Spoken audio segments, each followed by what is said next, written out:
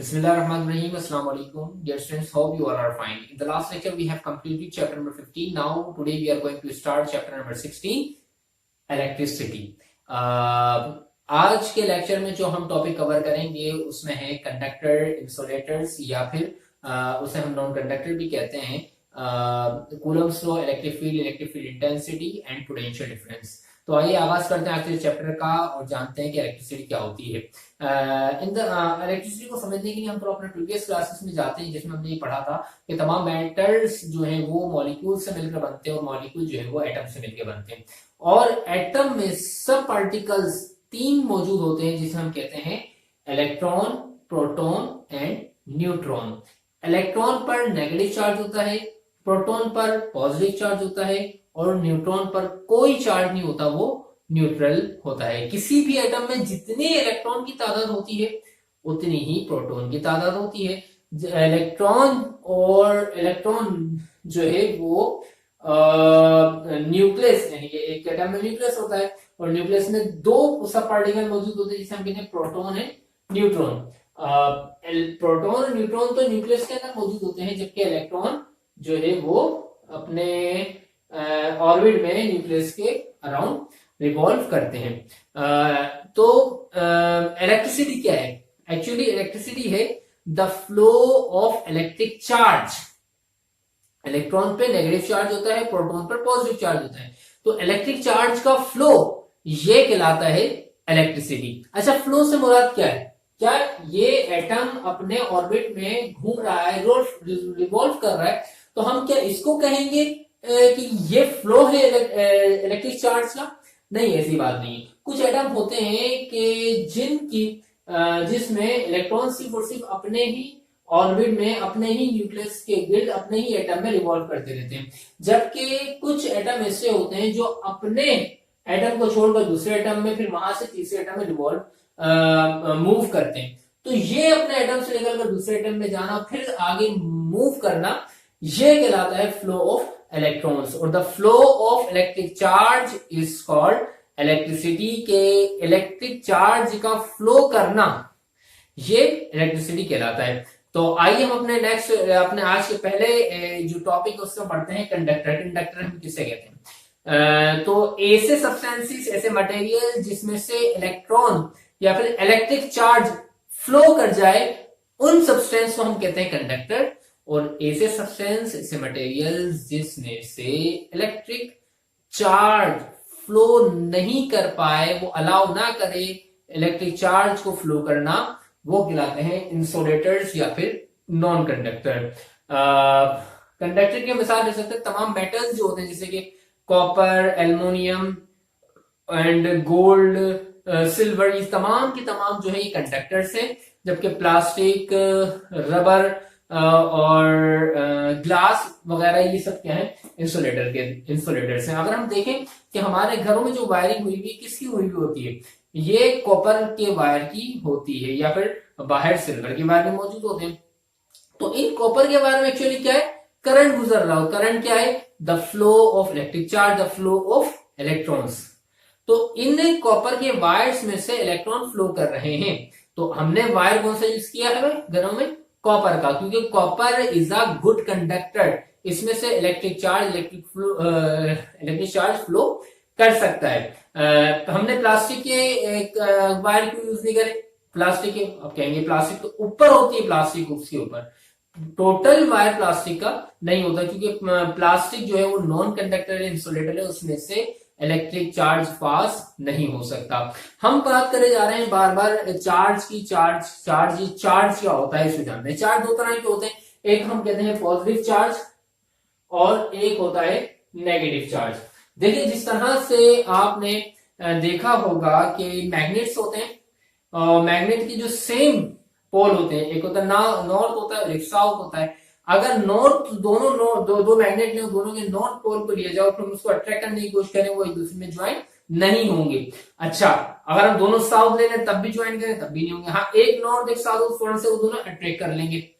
तो जो same pole होते हैं वो रिपेल करते हैं, और जो अनलाइक होते हैं वो क्या करते हैं? एक दूसरे को अट्रैक्ट करते हैं। सेम यही फेनोमेना चार्जेस में भी होता है।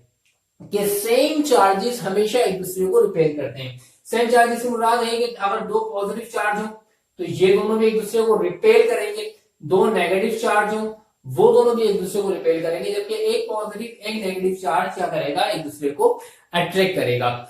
तो like charges repel each other and unlike charges attract each other. तो जब ये एक दूसरे को रिपेल करेंगे या अट्रैक्ट करेंगे तो इसमें कोई ना कोई फोर्स तो होगी कि जिस फोर्स से एक दूसरे को ये अट्रैक्ट या फिर रिपेल करेंगे। इस फोर्स के मुतालिक हमें जो मालूमात दी वो थी कूलम्स है, और इसका नाम दिया कूलम्स लॉ कि दो चार्जेस कितनी फोर्स से एक दूसरे को अट्रैक्ट या फिर रिपेल्स करेंगे।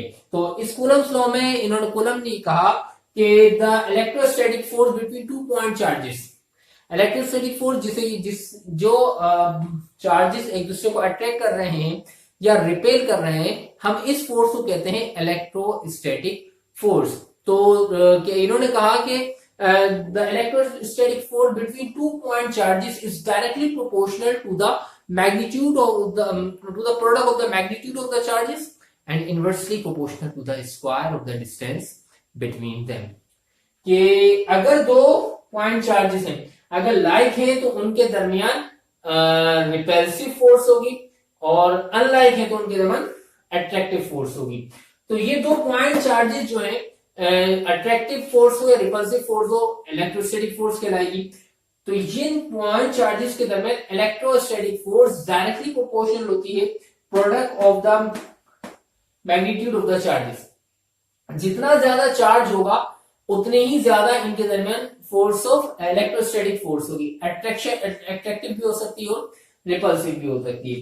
तो इन्होंने कहा कि force directly proportional to Q1 and Q2, electrostatic force directly proportional to Q1 Q2। ये बिल्कुल सेम उसी तरह से जिस तरह से हमने Newton's law of universal gravitation पढ़ा था, लेकिन वहां सिर्फ क्या था कि एवरी बॉडी अट्रैक्ट्स, इसमें सिर्फ हर बॉडी यूनिवर्स के अंदर अट्रैक्ट करती है, जबकि चार्जेस के अंदर अट्रैक्शन भी हो सकती है चार्जेस के दरमियान, और रिपल्सिव फोर्स भी हो सकती है। But the inversely proportional to the square of the distance between them, कि अगर जितने ज्यादा चार्जेस होंगे उनके दरमियान उतनी ही ज्यादा इलेक्ट्रोस्टैटिक फोर्स होगी, और ये directly proportional to Q1 Q2, और inversely proportional square of the distance between. अगर इनके दरमियान फासला कम होगा तो इनके दरमियान फोर्स ज्यादा होगी, और जब ये दूर हो जाएंगे फासला ज्यादा होगा, डिस्टेंस ज्यादा होगा, तो इनके दरमियान फोर्स कम होगी। Inversely proportional to the square of the distance between them. तो अब ये क्या कर रहा है, ये इक्वेशन 1 है, ये इक्वेशन 2 है। हम इन दोनों इक्वेशंस को क्या करते हैं, ये कंबाइन कर लेते हैं कुछ इस तरह से। So A proportional to Q1 Q2 upon R square. Left side same थी, वन टाइम नहीं, Q1 Q2 upon R square. So F proportionality का साइन हटाते हैं तो क्या लगाते हैं, इक्वल लगाते हैं, और हमने यहाँ पर एक कांस्टेंट भी लगाते हैं जिसका नाम है K, Q1 Q2 upon R square, where K is the constant of proportionality, और इसकी वैल्यू जो है K की वो ऐसा सिस्टम होती है 8.99 एक्सपोनेंट 9 न्यूटन मीटर स्क्वायर पर कूलम स्क्वायर, जिसको हम अप्रोक्सीमेट कर वैल्यू को कुछ इस तरह से लिख लेते हैं, K is equal to 9 exponent 9 newton metre square पर कूलम स्क्वायर। ये इसकी क्या है, यूनिट है। तो इस फॉर्मूले के जरिए हम दो पॉइंट चार्जेस के दरमियान जो इलेक्ट्रोस्टैटिक फोर्स होगी, अट्रैक्टिव या रिपल्सिव, हम इसको फाइंड कर सकते हैं। तो आइए अभी नेक्स्ट टॉपिक, नेक्स्ट टॉपिक की तरफ बढ़ते हैं, जिसका नाम है इलेक्ट्रिक फील्ड। देखिए एक चार्ज होगा पॉजिटिव नेगेटिव, वो क्या करता है, वो अपने गिर्द अराउंड एक फील्ड बना लेता है, फील्ड कहते हैं इलाके को। तो चार्ज जब मौजूद होता है जहां पर, वो क्या करता है, वो अपने इर्द गिर्द एक फील्ड क्रिएट करता है कि जहां पर उस चार्ज का असर और रसूख पाया जाता है। तो अगर कोई नेगेटिव चार्ज है तो पॉजिटिव चार्ज आएगा तो इस फील्ड के अंदर, तो ये करेगा, इसको अट्रैक्ट करेगा, और अगर कोई नेगेटिव चार्ज आएगा तो इसको क्या करेगा, ये रिपेल करेगा। तो ये चार्ज के गिर्द वो इलाका जहां पर इसकी अट्रैक्शन या रिपल्सिव फोर्स पाई जाए, इसका असर रसूख पाया जाए, हम उसको कहते हैं इलेक्ट्रिक फील्ड। अगला टॉपिक है इलेक्ट्रिक फील्ड इंटेंसिटी। ये क्या चीज है, एक्चुअली किसी चार्ज की फील्ड कितनी स्ट्रांग है और इस चीज को हम जानते हैं इलेक्ट्रिक फील्ड इंटेंसिटी के जरिए, इसको हम डिनोट करते हैं ई से, और ई होता है is equal to F upon Q naught. Force पर unit charge is called electric intensity. अगला टॉपिक है हमारा पोटेंशियल डिफरेंस। इसकी तरफ बढ़ते हैं। पोटेंशियल डिफरेंस क्या होता है? देखिए एक चार्ज मौजूद है, जैसे फॉर एग्जाम्पल मैंने यहाँ पर नेगेटिव चार्ज दिया हुआ है, तो नेगेटिव चार्ज हमारे पास मौजूद है और इसकी एक क्या है, एक फील्ड मौजूद है जिसे हम कहते हैं इलेक्ट्रिक फील्ड। इस फील्ड के अंदर एक टेस्ट चार्ज, जिसे हम पॉजिटिव चार्ज, टेस्ट चार्ज को हम हमेशा पॉजिटिव, छोटा चार्ज मौजूद है। अब इस चार्ज के ऊपर इस चार्ज की एक मतलब फोर्स फील्ड के अंदर मौजूद है, तो इसकी एक फोर्स महसूस हो रही होगी, इलेक्ट्रोस्टैटिक फोर्स होगी।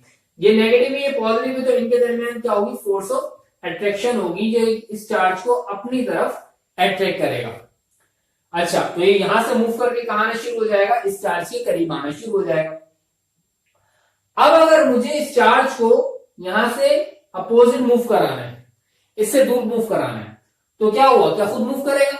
बिल्कुल मूव नहीं करेगा खुद।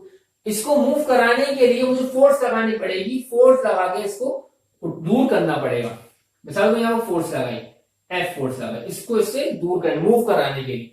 तो जब फोर्स लगी, चार्ज यहां से उठकर कहां गया, यहां आ गया, इसी फील्ड के अंदर ही आगे मूव कर गया। तो फोर्स लगी, चार्ज ने एक्चुअली यहां से यहां आने में क्या तय करा, डिस्टेंस तय किया। और चैप्टर नंबर 8 में हमने पढ़ा था कि जब किसी बॉडी पर फोर्स अप्लाई की जाए, वो डिस्प्लेसमेंट कवर कर ले, तो हम कहते हैं कि वर्क डन, काम हो गया फिजिक्स लैंग्वेज में। तो जब फोर्स लगी तो चार्ज यहां से दूसरी जगह पॉइंट पर मूव हुआ, तो इसमें वर्क डन हुआ।